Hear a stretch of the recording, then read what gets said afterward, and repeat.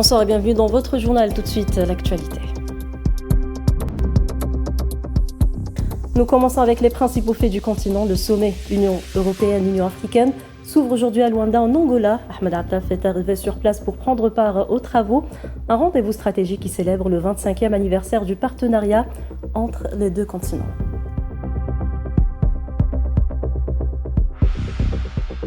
À Luanda, le 7e sommet Union européenne-Union africaine se tient sous le signe du multilatéralisme avec des discussions centrées sur la paix, la prospérité et la coopération entre l'Afrique et l'Europe.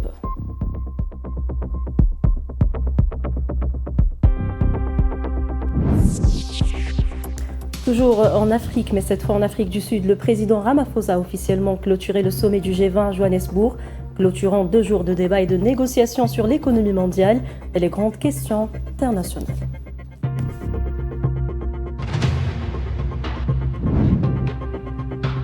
Et dans la région de l'Afrique de l'Ouest, en Guinée-Bissau, d'après les premiers résultats provisoires, le président sortant, Omaro Sissoko Embalo, est donné favori pour remporter l'élection dès le premier tour.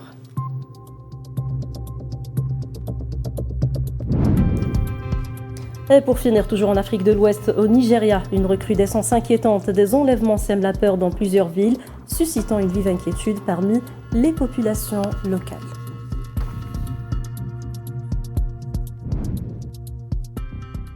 Bonsoir à tous. L'actualité de ce dimanche est donc marquée par la participation du ministre de l'État, ministre des Affaires étrangères, de la communauté nationale à l'étranger et des Affaires africaines, Ahmed Attaf, représentant le président de la République, Abdelmajid Tebboune, au 7e sommet de coopération et de partenariat entre l'Union africaine et l'Union européenne, qui s'ouvre aujourd'hui à Luanda, en Angola. Ce sommet se tient sous le thème « Renforcer la paix » et le développement grâce à une coopération multilatérale efficace afin d'examiner les sujets prioritaires pour les deux parties, notamment les questions liées à la paix, la sécurité, au développement, à la migration et à la gouvernance, ainsi que d'évaluer les partenariats existants entre l'Afrique et l'Europe dans divers domaines.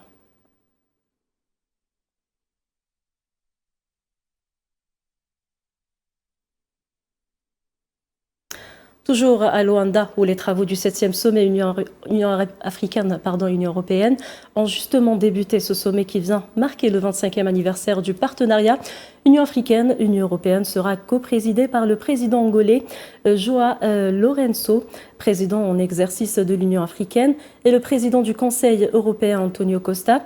Parmi les personnalités attendues figure également Mahmoud Ali Youssouf, président de la Commission de l'Union africaine, ainsi que Ursula von der Leyen, présidente de la Commission européenne. Au menu des discussions, les 4 grands axes de la coopération Union africaine, Union européenne, notamment le multilatéralisme, la prospérité, la paix, la sécurité, la gouvernance, ainsi que les migrations.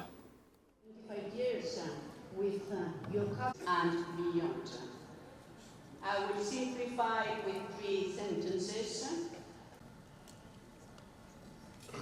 Thank you. Et au micro de notre envoyé spécial à Luanda, l'ambassadeur de la République arabe sahraoui démocratique en Angola et en Namibie, Hamdi El-Jalil Ali, est revenu sur la rencontre de ce matin et sur son importance pour l'Union africaine. Et en tant que membre fondateur de l'Union africaine, le Sahara occidental est présent, ce qui dénote que la question sahraoui est encore présente et que les tentatives de l'occupation marocaine d'entrer définitivement le dossier sont vouées à l'échec.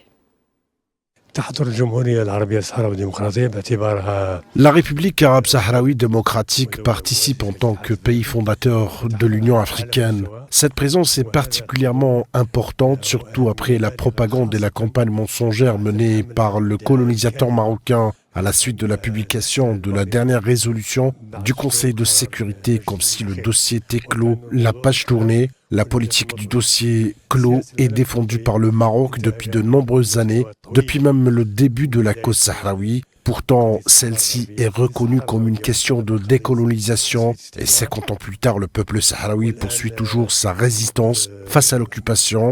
Alors que le Maroc manœuvre et se contredit, la République sahraoui se trouve aujourd'hui à son plus haut niveau de représentation. Il s'agit d'une réponse concrète à la propagande mensongère marocaine prétendant que la question sahraoui serait définitivement résolue. La présence du président sahraoui et la concrétisation du statut de la République arabe sahraoui démocratique, État membre jouissant pleinement de son adhésion au sein de l'Union africaine. Nous considérons que cette réponse s'adresse d'abord au Maroc, mais également au peuple sahraoui, à l'Afrique et au monde entier.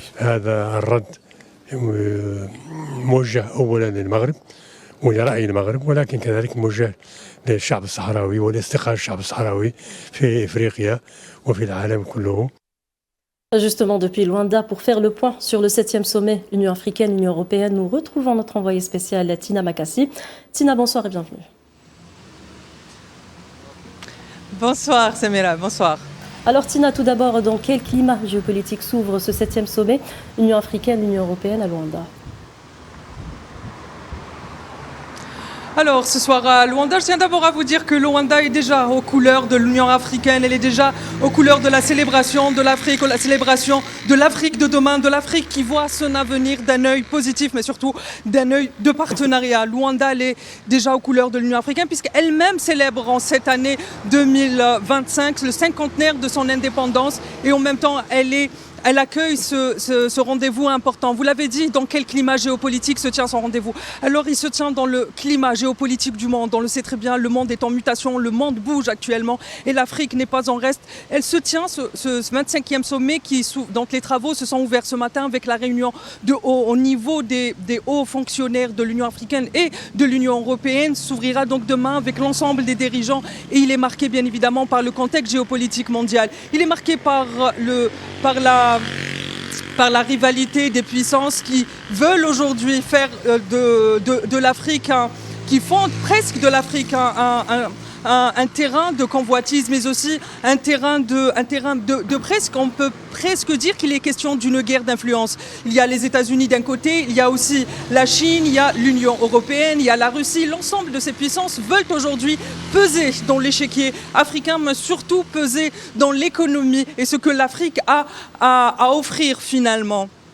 Il y a aussi un autre contexte, c'est le contexte du G20. Pour la première fois, l'Afrique a accueilli le G20. Et d'ailleurs, on a vu l'intervention du président Abdelmajid, le président algérien Abdelmajid Tebboune, qui est revenu surtout sur la nécessité d'alléger les dettes africaines pour pouvoir justement aller de l'avant. Et c'est justement ça le point primordial aujourd'hui pour la géopolitique africaine. Pour l'Afrique aujourd'hui, il est question surtout de ne pas chercher des bailleurs de fonds, mais de chercher des partenariats gagnant-gagnant. Donc aujourd'hui, le contexte dans lequel finalement se tient ce sommet est un contexte de renouveau pour l'Afrique, mais aussi un contexte où l'Afrique tient à avoir des partenaires gagnant-gagnant et à aller de l'avant et à marquer le siècle à venir d'une nouvelle ère. On a marqué le siècle précédent par les luttes anticoloniales. Je le disais au début de mon intervention, Luanda aujourd'hui, l'Angola aujourd'hui célèbre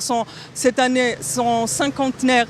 Mais l'Afrique aujourd'hui, je pense, elle aspire à aller vers un monde ou un contexte où les partenariats ne seront plus de dominés à dominants, mais de gagnants-gagnants. Très bien. Tinhinan, par rapport aux engagements du 6e sommet de 2022, notamment la feuille de route Horizon 2030, donc quelles avancées concrètes sont mises en avant ? Alors, il faut savoir que le sommet de 2022 entre l'Union africaine et l'Union européenne a été dénoté a été qualifié d'historique en raison justement de la feuille de route Horizon 2023. Cette feuille de route Horizon 2023, c'est pas moins, il faut le noter que c'est pas moins de 150 milliards de dollars d'investissement dans le cadre du projet de l'Union européenne pour l'Afrique qui s'appelle Global Gateway. Dans le cadre de ce projet justement, c'est cette feuille de route donc les chefs d'État, les dirigeants et l'ensemble des dirigeants qui seront présents dès demain devront discuter des avancées de cette feuille de route. Ce que l'on peut dire, ou faire le bilan en quelque sorte, ce que l'on peut dire aujourd'hui à la veille de la tenue de ce sommet, cette feuille de route de Horizon 2023, on peut retenir les avancées qu'il y a eu notamment dans dans les nouvelles technologies ou l'infrastructure numérique ou encore la santé, mais surtout l'énergie, dans le domaine des énergies, notamment renouvelables. Ce qui me ramène à rebondir justement sur la COP 28 qui se tient actuellement, qui s'est tenue au Brésil, qui a clos ses portes récemment, ce qui nous ramène aussi à l'ensemble de cet échiquier géopolitique qui marque l'Afrique, qui marque le Sud global. Finalement, on peut dire que cette feuille de route de 2030, elle est en train d'avancer petit à petit et c'est à partir de demain que les bilans seront faits, même si il reste quand même positif parce qu'il y a eu des avancées qui ont été faites dans le domaine de la santé, du numérique, mais aussi des énergies et en particulier renouvelables. Donc demain, c'est pratiquement le Sud global qui aura le regard tourné vers Luanda, le regard tourné vers l'Afrique et son avenir. Très bien, merci à vous Tininan. Comme vous l'avez dit, donc les bilans seront faits demain. On vous retrouvera dans les prochaines éditions pour plus de détails et faire le point sur le sommet Union africaine-Union européenne. Restant toujours en Afrique, chers téléspectateurs, et le sommet du G20 qui s'est déroulé à Johannesburg en Afrique du Sud a conclu ses travaux ce dimanche avec la participation des leaders majeurs du bloc à l'issue du deuxième dernier jour du sommet. Le document final du premier sommet du bloc africain a été adopté après des sessions de discussion consacrées aux principaux dossiers et questions à l'ordre du jour, ainsi qu'au thème de la justice sociale et autres.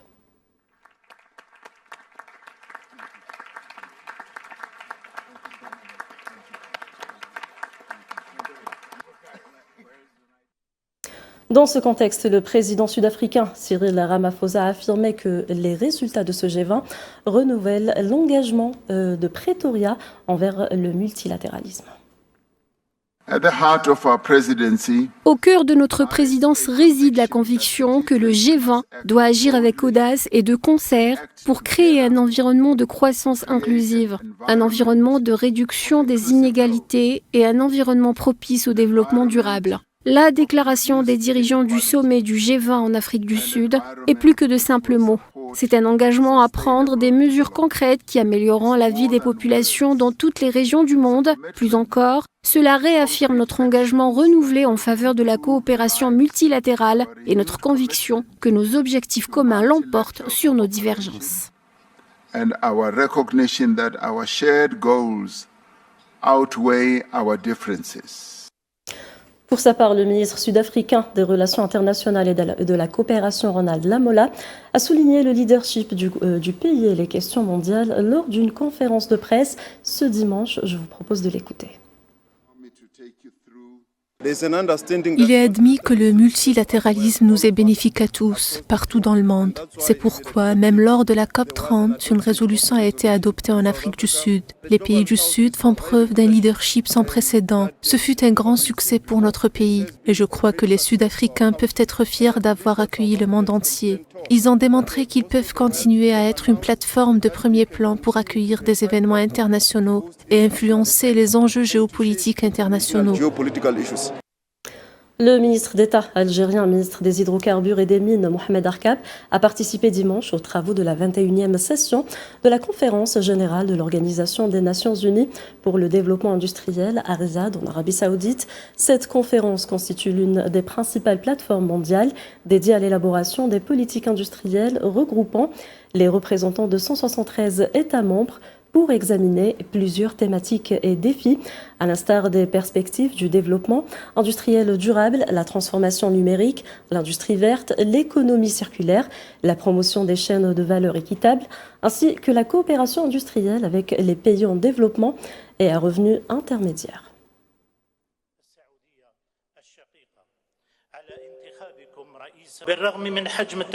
Malgré l'ampleur des défis auxquels notre monde est confronté, intensification des conflits, turbulences géopolitiques, changement climatique et l'élargissement du fossé technologique, nous sommes convaincus, Monsieur le Directeur général, que vous réussirez une fois de plus au cours de votre prochain mandat à surmonter ces difficultés grâce à votre longue expérience, à l'équipe talentueuse qui vous accompagne et surtout à la volonté qui vous anime pour atteindre les objectifs de l'organisation. Pour notre part, nous vous réaffirmons notre disposition à travailler avec vous de manière constructive afin de continuer à renforcer le rôle vital de l'ONUDI et de collaborer main dans la main avec tous les États membres pour relever les défis communs et bâtir un avenir industriel plus prospère et plus durable pour tous. L'Algérie a été élue membre du bureau du comité exécutif de l'Union parlementaire africaine en tant que vice-présidente pour la région de l'Afrique du Nord lors des travaux de la 47e conférence de l'Union parlementaire africaine tenue dans la capitale congolaise Kinshasa. Un communiqué de l'Assemblée populaire nationale a considéré que l'élection de l'Algérie à cette assemblée continentale constitue une nouvelle reconnaissance du rôle central que joue l'Algérie dans le renforcement de la coopération parlementaire africaine et la défense des causes communes au sein des différentes instances régionales.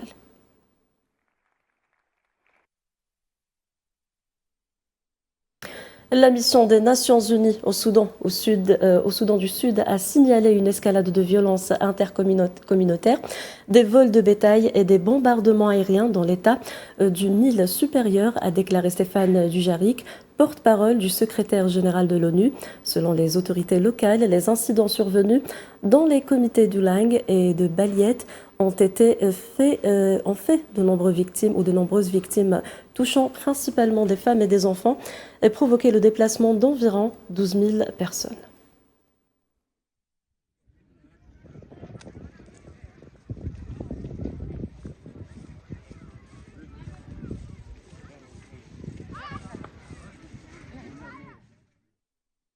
Quelques 860 000 électeurs étaient appelés dimanche à choisir parmi 12 candidats à la présidentielle en Guinée-Bissau. Le président sortant, Omaro Sissoko Embalo, est donné favori pour remporter l'élection présidentielle.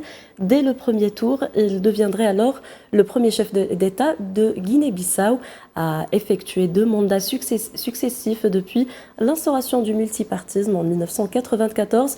Son principal adversaire, l'opposant Fernando Dias, qui a reçu le soutien du puissant ancien parti unique et principal parti d'opposition, dont le chef Domingos Simones Pereira n'a pu se présenter.